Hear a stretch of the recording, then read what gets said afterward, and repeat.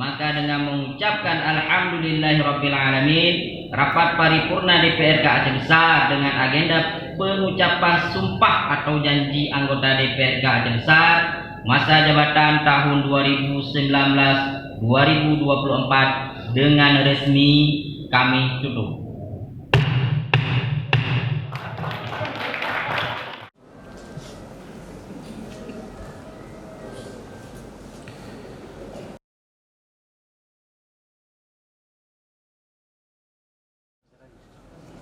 Sidang Dewan yang terhormat dan hadirin yang kami muliakan, dengan berakhirnya pembacaan doa, maka berakhirlah rapat paripurna DPRK Aceh Besar pada hari ini.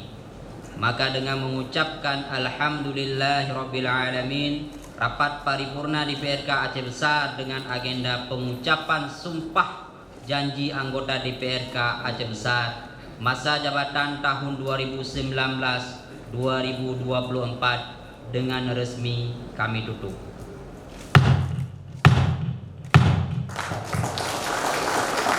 Wabillahi taufiq wal hidayah. Assalamualaikum warahmatullahi wabarakatuh.